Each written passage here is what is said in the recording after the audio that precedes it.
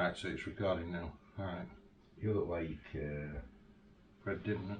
no, That bastard. you look like Jeremy Clarkson. Well, you don't look like the hamster.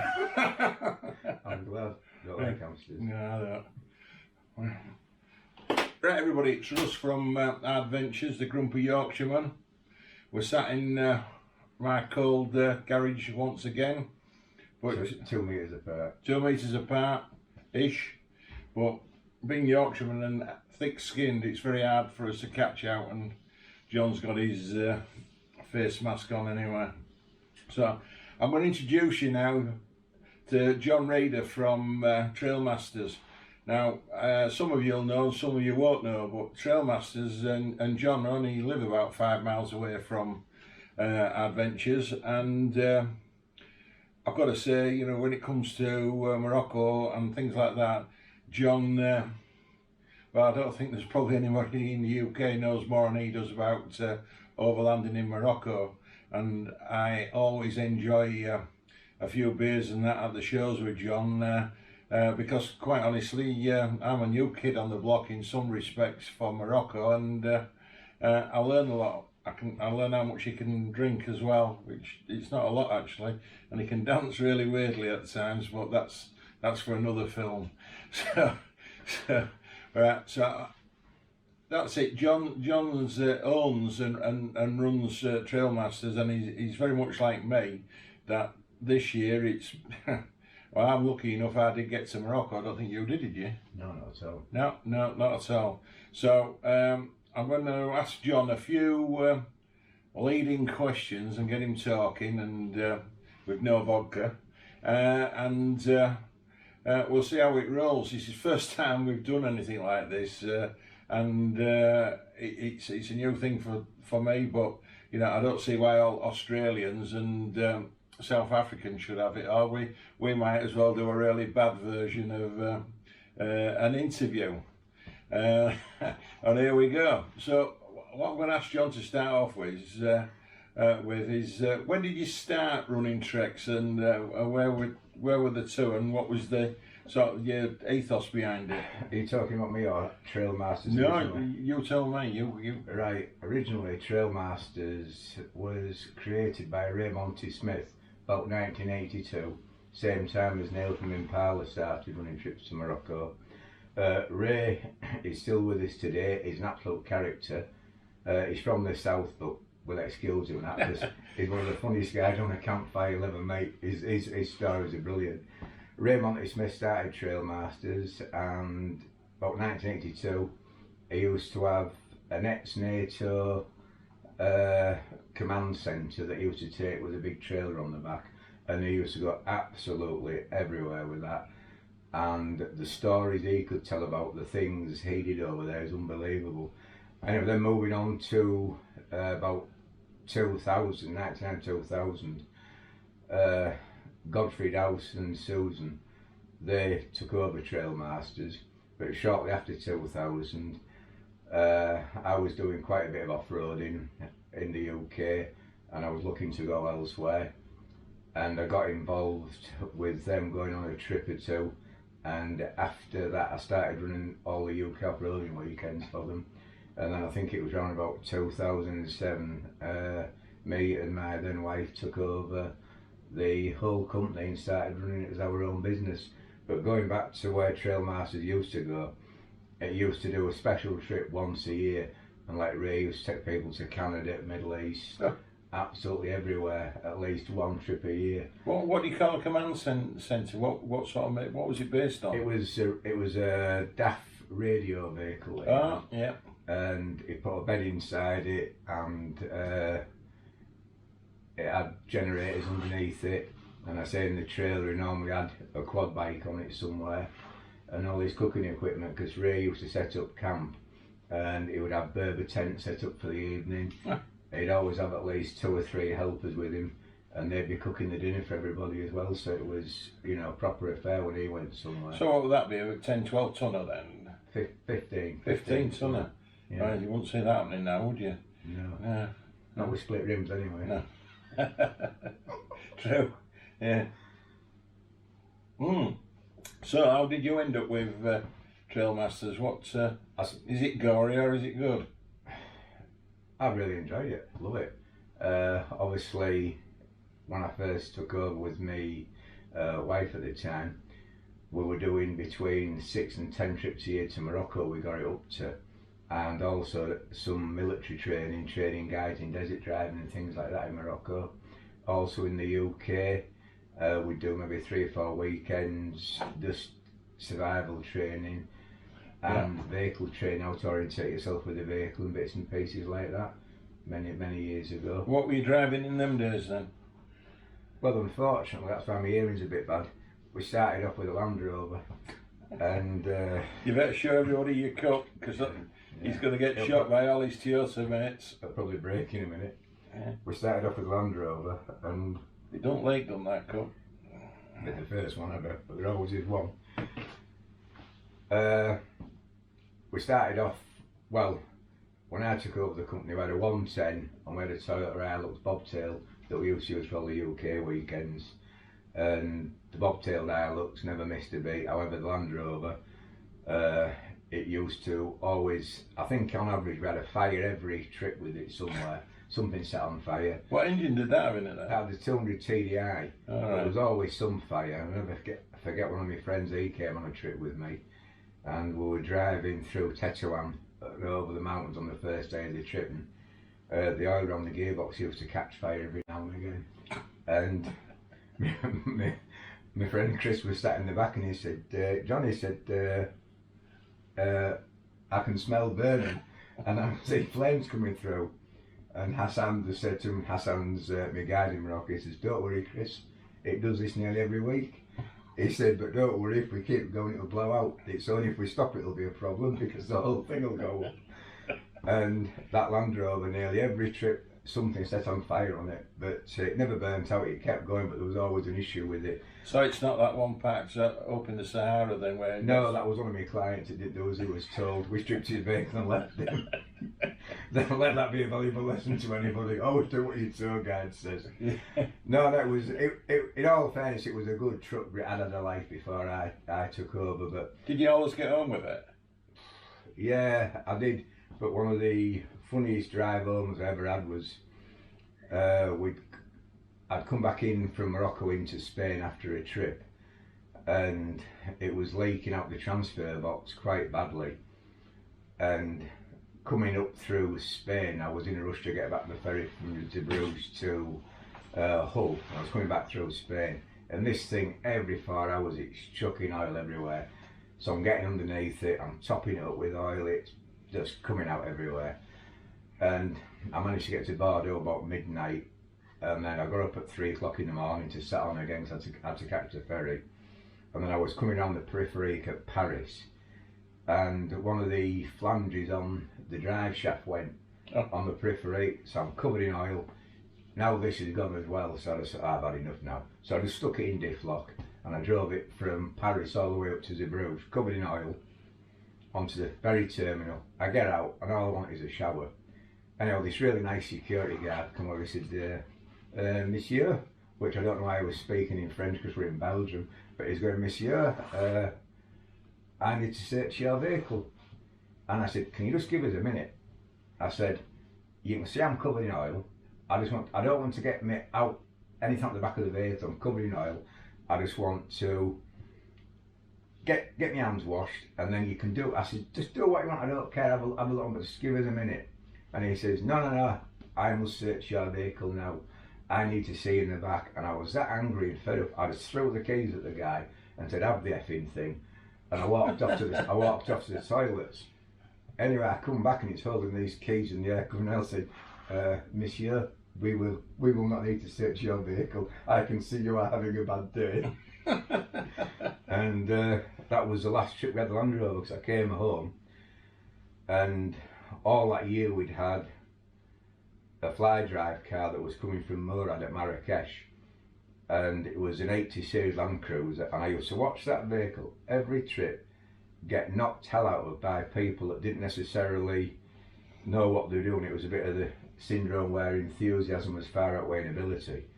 So I thought, well, they're not a bad truck. and it just cost nothing all year. And I said to Murray, I said, how much it costs to run that vehicle here? He said, nothing. We just blow the air filter every time it comes back, change the diesel filter once every few trips. This is it. So I ended up selling Land Rover and getting the 80, which I've had now 11 years, which apart from last year when it melted a cylinder at 466,000, well, melted a piston, sorry, had never ailed much all the years I've had it, so it's a testament to Toyota, and my accountant can verify how shocked he was the first year we changed from a Land Rover to a Toyota by how the maintenance bill went down. It does look amazing, just you can't miss that car, it stands out. Yeah, well, it's been fantastic. Out of all the vehicles I've ever owned, it's the one that has just been a brilliant all-round vehicle.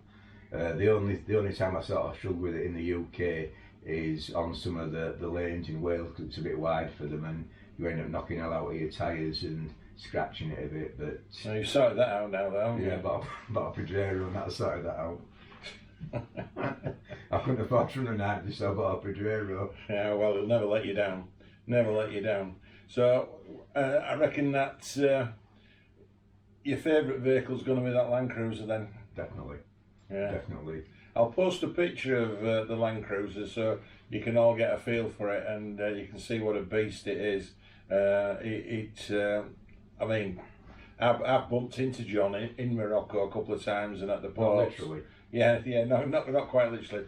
We do have a little bit of a battle, battle of the stickers. I met John, I think it was in Zagora, and we were all queuing to buy bread, and within about 15 minutes all my customers were giggling and laughing about the amount of Trailmasters stickers that was secreted all around my vehicle. In fact, I found some when I got home.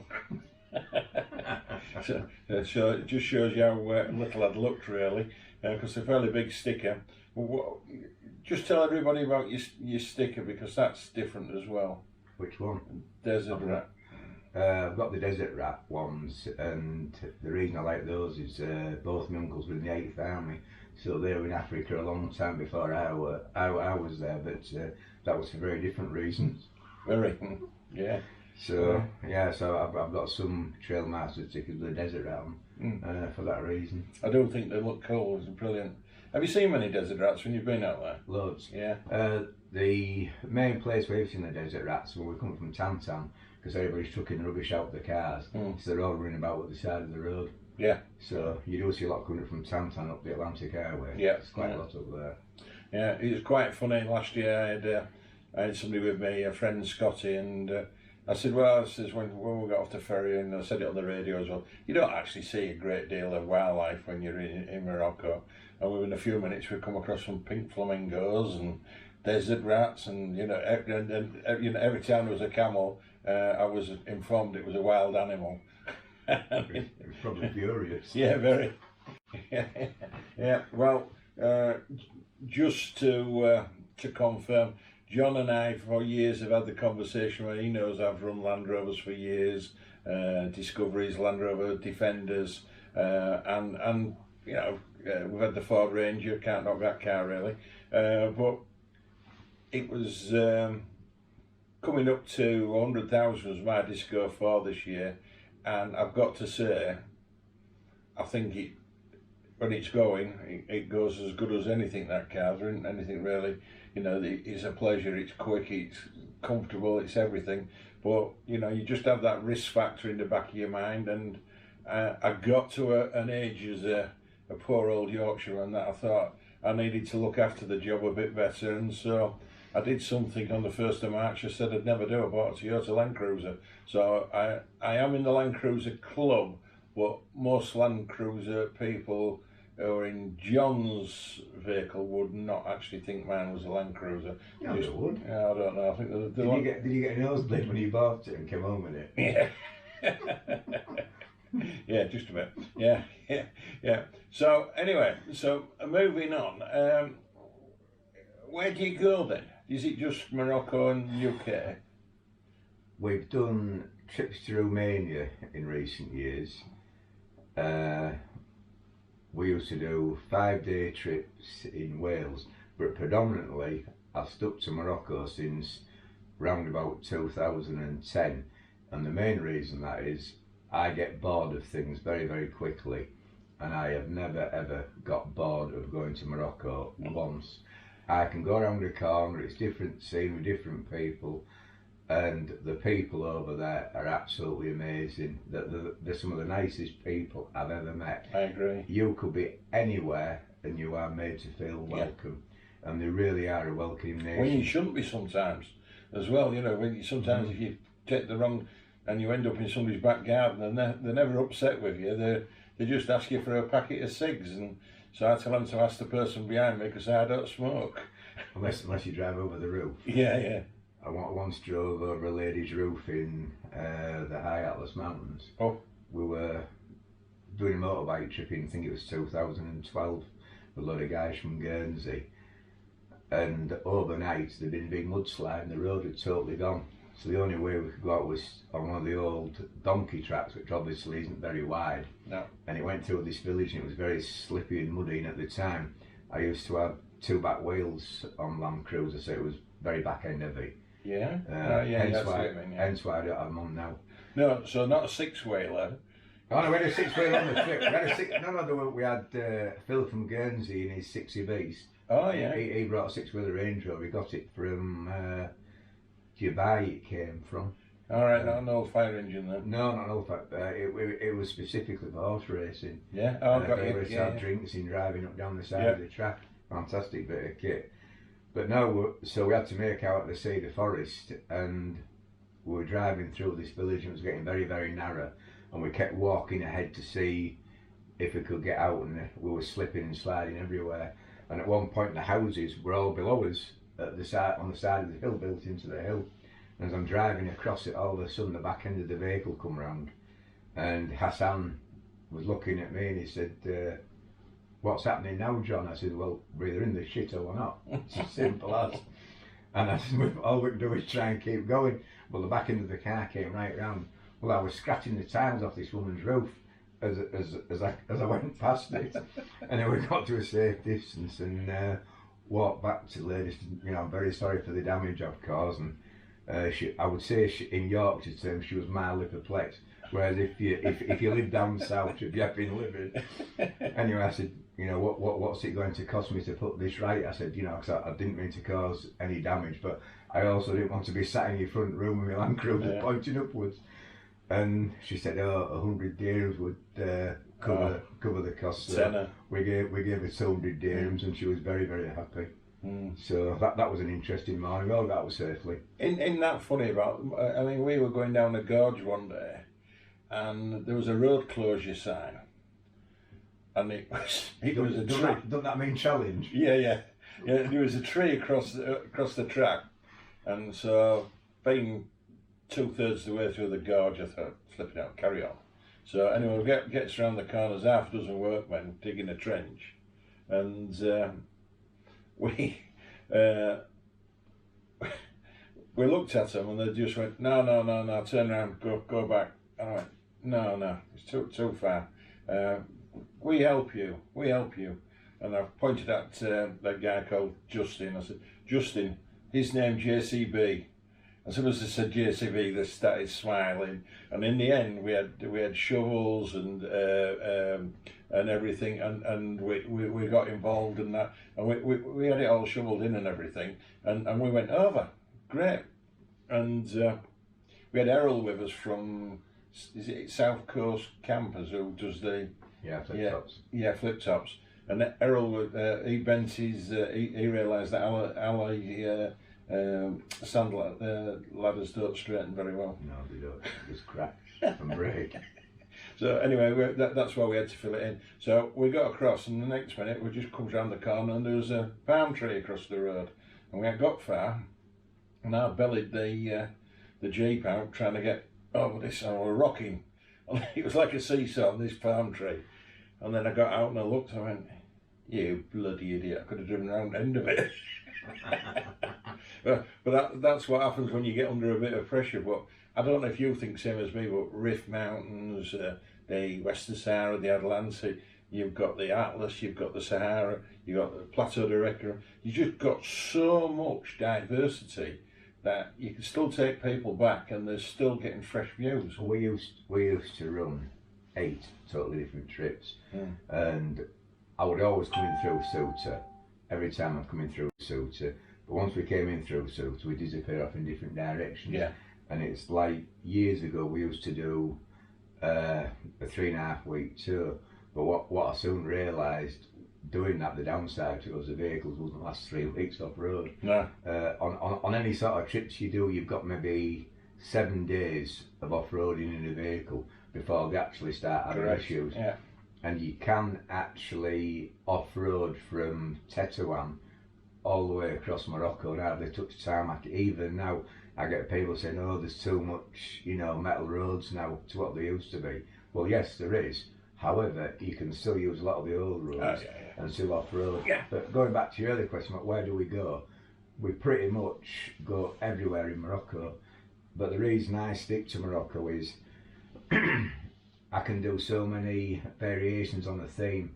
So I've got the fly drive cars in Marrakesh. We used to own cars and operate them in Spain. Now you fetched them back, didn't you? And take them over. And so if somebody can't manage a full 14 days of a trip, they can fly into Marrakesh. If they're not happy about driving across Morocco to meet us, I can drop a guide in with them at Marrakesh. He'll travel across with them and show them where to go, where to meet us. And then they can either do 7 days of a tour, or just when they get back to Marrakesh they can depart and fly back to England. Yeah, that's experience, isn't it? And also we've got the ability to get vehicles shipped from the UK down to Spain. So, one of my friends has a garage in Spain, fantastic chap. What do you do, break them down and get the AA to take them? Oh, that's the wrong way, isn't it? Yeah, wrong way. And I think the wires to it coming back now, they're looking for what you've disconnected.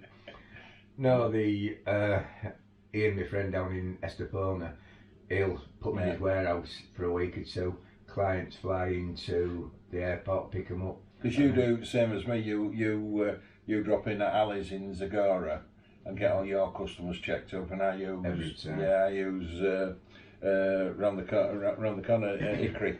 Yeah. Which that's not Ali. It's I can't think of his first name. Hafida. Yeah, Hafida. Yeah. But both of them, again, it's very hard for your customers to accept the type of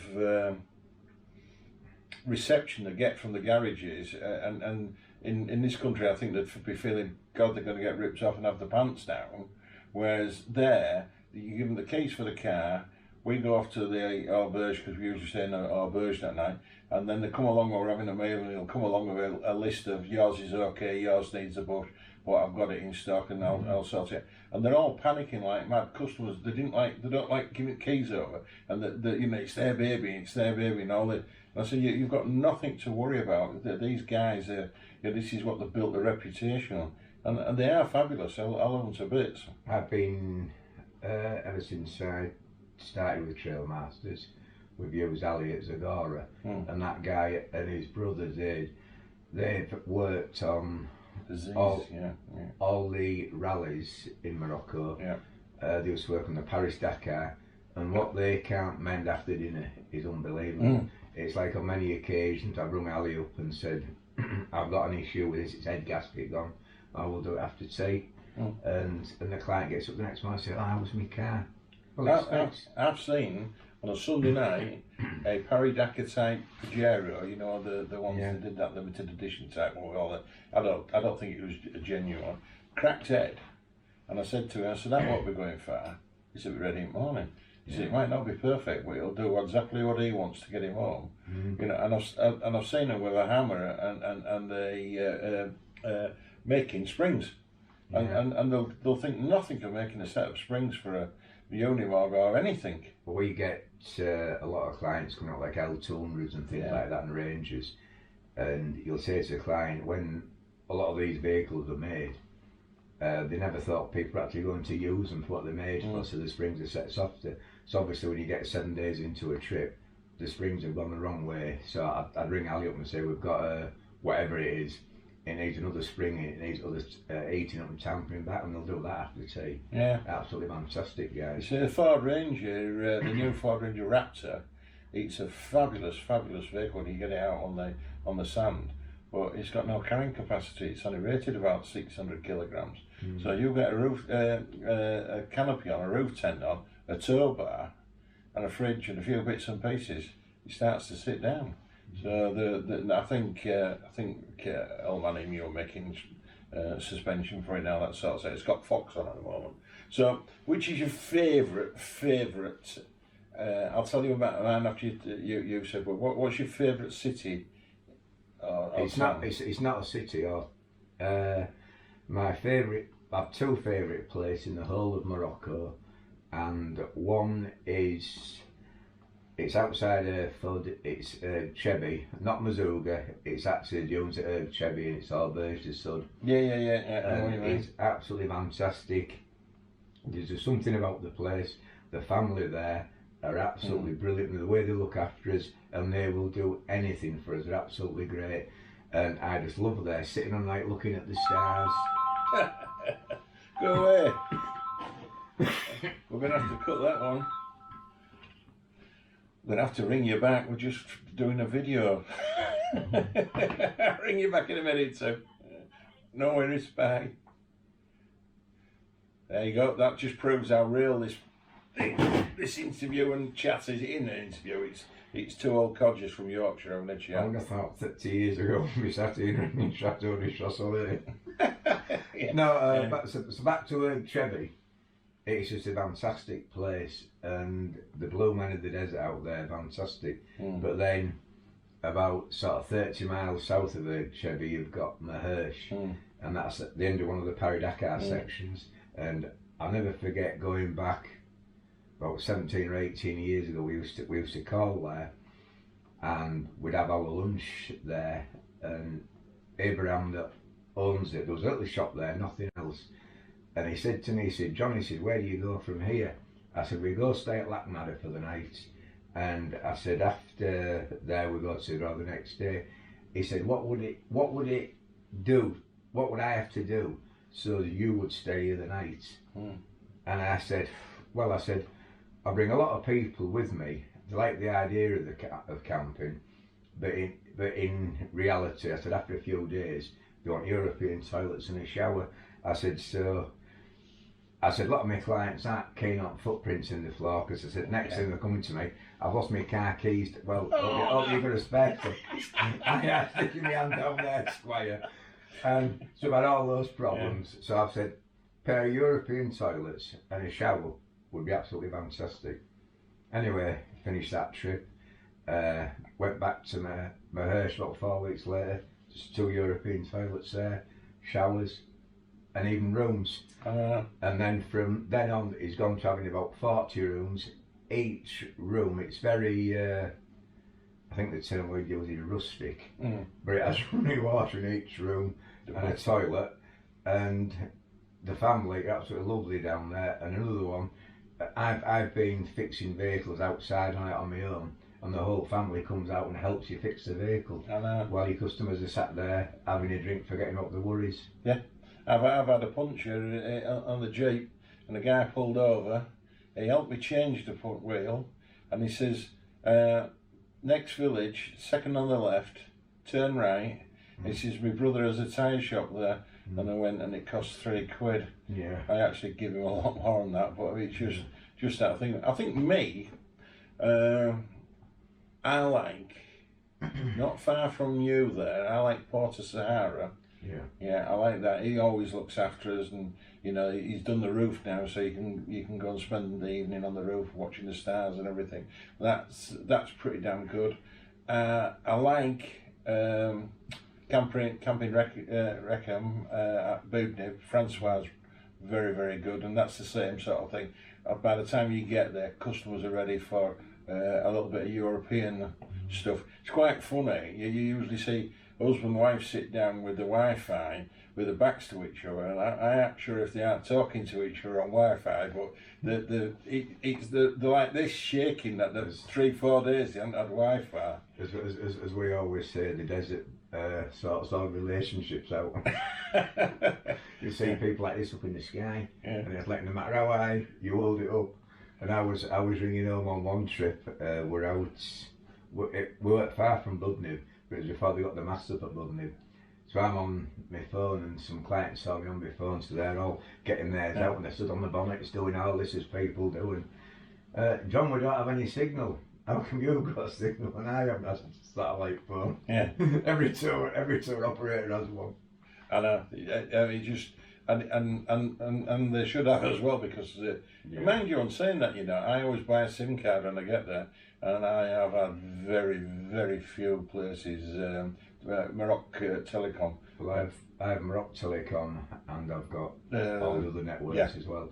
I've got three networks out there. But you see now, the King was pretty sharp. Anywhere where there's a settlement, he stuck a mast up. Oh yeah. But that's only been in the last sort of 10 years that's happened. But everywhere now where there's any settlement, they put a mast up, plus they're guaranteed money, because they nearly all pay as you go. You don't get that many contracts, but you get a few more now, but nothing like you would over here. No, that's true. So no, one of the first things we do is we're all into the telecom shop, and then they all stopped shaking and that, knowing that I've got some internet.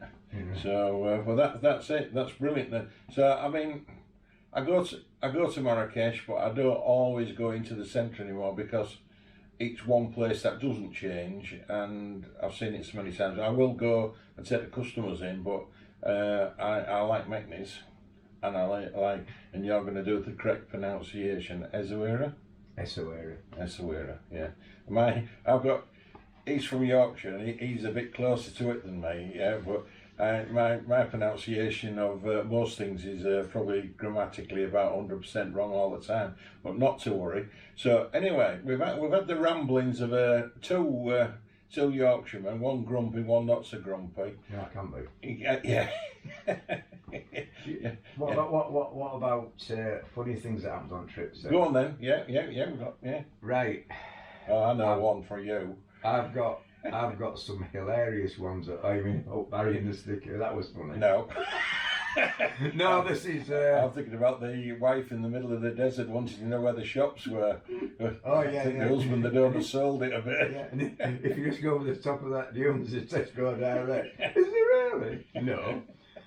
No, it was years and years ago. We had a guy approach me, and for the purpose of the tape, we'll call him Barry. Barry rung me up and he said, I'd like to go to Morocco on my own, but it's a little bit daunting. He said, I've got a Willis Jeep. And he said, what I want to do with this Willis Jeep is I want to take it to Morocco. And he said, because a lot of people say I look like Tintin.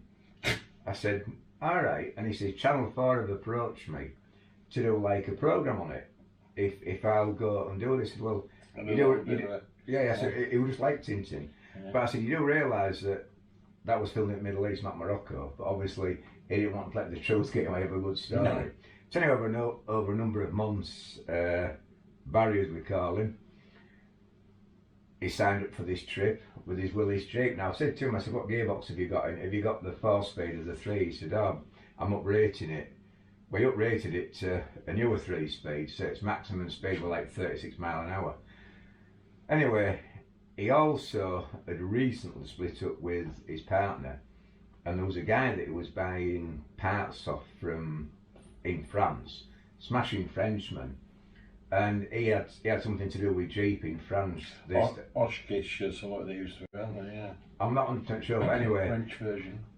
Anyway, he's getting these parts off this guy, and he emails this guy and said, yeah, I'm off to Morocco to his reenacting of Tintin going across the desert on his own. And he said, oh, I'd love to do that. Well, this guy has never ever been out of France. Never been out of France in his life. Not even got a passport. So Barry said, well, I've got a spare seat because my girlfriend's dumped me. Can I come? You know, he said, you can come if you want. Never met this guy ever. Anyway, so we end up meeting at Algerin in a pub before the trip started. Barry's there, the Frenchman's flown in. They hated each other as soon as they met. Every morning, the Frenchman, he'd done national service. Barry was from a different lifestyle, like so me and you. It'd be champagne after tea and things like that, and maybe not get up till middle of the morning. The Frenchman's up at 5:30, sit-ups, everything, shouting and bawling, singing. So from day one, they hated each other. Says, we're going around Morocco, we have to get these guys in a different car. Anyway, we get out to Chevy, and the first day we're there, Barry said to me, can I take the top down on the Willys? I said, well, not really. I said, because it's like 50 degrees out here at the moment. I said, you're going to boil your suede if you've got the top down out here. Anyway, so taking all into account what I've said, he rolls a top down, drives around for like 3 hours in the dunes with us, gets sunstroke and it feeling as well as he could. So we're getting back to the auberge, getting rehydrated. By sort of early evening he's feeling a bit better. But whenever we get to Chevy, I always say to the clients, right, we need to have a bit of a script of what's happening. You've got 2 down days here. This is what we're doing tomorrow, this is what we're doing the day after. This is the auberge you're staying at. It's very important that you know that you're staying at Auberge de Sud, because if at any point you go for a walk in the dunes after you've had your dinner and maybe a couple of sherbets, not that anybody drinks on these trips, but sometimes people slip through. So if you've had a couple of drinks and you walk in it, you might get disorientated. So never ever take your car keys with you, which if you've got a Willis doesn't matter because there's no doors to lock. But never take your car keys. If you've got a valuable watch, leave that. Money, anything, because you'll sit down in the dunes, boom, it's gone. Never ever to be seen again. And so I've explained it all to Barry, and you know, and if you do get lost, you stay at Auberge de Sud. Anyway, so after tea, everybody started dissipating. A few people have gone for a romantic sit in the dunes and look at the stars and that. And so I thought, right, I've had a look at the vehicles in the car park. I need to ring Ali up at Zagora, tell him what parts we're going to need in about 3 days' time. Can you source them? And have a chat with him. I'm talking to us, I'm going through all bits and pieces, what we're going to do next 2 days, and you know, the trip's going and everything. And then we get a phone call from Abdul that owned the Auberge Les Bleu, which is sort of 3 auberges down. Now Abdul doesn't speak any English at all. So I answer my phone, John, Abdul. And then he starts speaking Arabic. Well, my Arabic's about as good as his English at that point. So I sort of work out from what he's telling me that he thinks he's got one of my clients at his auberge, and he's lost, disorientated, very upset, and he's panicking like mad. And obviously down at Abdul's auberge, they all wear the blue Tuareg gear all year round. That is their dress. So they're all wearing the blue Tuareg gear, and I'm trying to explain to Abdul, look, what's he look like? He's explaining what he looks like. Yes, that's Barry. And he's saying, what should I do with him? And I'm trying to explain to him. I said, look, I said, just corner him.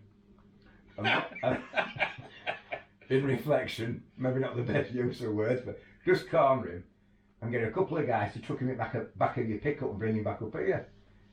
Anyway, so obviously the Taliban's quite prominent on the TV at that point, but I'm not really thinking about that. I'm thinking about car spares and everything else, and we've lost a client, but Abdul's bringing him back. Anyhow, so 4 men have managed to truck Barry in the back of this pickup, hold him in the pickup and set off into the desert. So they turn up back at the auberge. Barry's in floods of tears, thinks he's going to be on YouTube getting his head cut off. And I go out and thank Abdul. And then and Barry was absolutely overwhelmed to be back and reunited for the rest of the trip. He did exactly what he was told. But it's Africa meets Europe, and Morocco's not. It's in between, isn't it? I mean, we had a lightweight go, and we got to Zagora, and he snapped his gear stick off about 2 miles out of Zagora, and so we're on the wall grips on the top of the gear stick, and then we get to the garage, and getting a gear stick welded up was no problem at all. Whoever had welded it before made a right mess of it. Anyway, same as you, mechanic who was doing the rear seal on the rear drive shaft, passenger rear drive shaft, got covered in oil, and it charged nothing, and I felt so bad for him. I went to the back of the car and I had a brand new tub of Swarfega, and I give it to him, and before I could stop him, he took the top off the Swarfega and he went, and he ate the Swarfega. he turned some funny. You got a hell for that one. He turned some funny colours. Well, the other one with us was I have a good friend in Belgium, Andre, and he's ex-Belgian paratrooper, and he's in his 60s, but he's as hard as nails. French-speaking Belgium, and he's been to Morocco a few times with us. And we went on a bit of a recce. We only had one other car in us, and we're in the Rift Mountains, and we getting late, and we got parked up and found a bit of flat, and not far off the road, and got the tents up. Well, moped turns up. I am a special constable. That's what he was saying. And he had a calling card that he'd written on it himself. I am a special constable. And he said to Andre, "You can't stay here. You've got to move." And Andre's going, "Go away." Well, you know. And then the guy rings up somebody who's supposed to be the head police on show. So he's talking to his Andre. He's going, "No, we're not moving." And he goes on. Anyway, we go to bed. I didn't realise Andre had gone around the campsite and set up twigs around the campsite just in case somebody broke the perimeters and tried, you know. And he'd gone to bed with his machete. He had therapy for it. Yeah. In the morning, Andre and I get up. We look out the tent and went, "We're in the graveyard." So on that note, we've overrun. Have you got one more? I have, yeah. Yeah, go on then. Well, he's just talking about sort of like things getting lost in translation. Obviously, me and Hassan have worked together for the best part of 20 years, and Hassan's like my best mate. And over the years, he's picked up the Yorkshire sense of humour, which is absolutely hilarious from an Arab. Yeah. And he understands all my sarcasm now, what exactly I do mean when I say something, and it's just very, very funny. Now, obviously, before I started doing this caper, I did a little bit of work in Middle East. Anyway, we had a guy on a trip in an old Range Rover, and every day it was breaking down. Some were falling off and some were breaking down. And I said to this guy in my best Yorkshire humour, this guy was saying, "Oh, I'm really sorry about it, John." I said, "Yeah." I said, "I wish I was still in the Middle East." He said, "Why is that?" I said, "Well, we just lobbed a grenade in it and left it, and you'd got your BFH. Which, for anybody not Yorkshire, you bus fare home."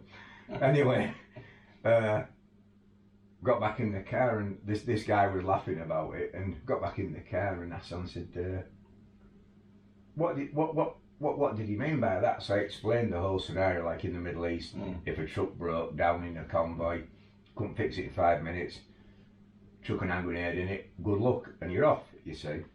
And he's like, "Oh, right. Anyway, about maybe a month later, we were on a trip, and we had a guy turn up with a P38. The first day, the windows stopped going up and down because it's a bit warm for windows, so they stopped going up and down.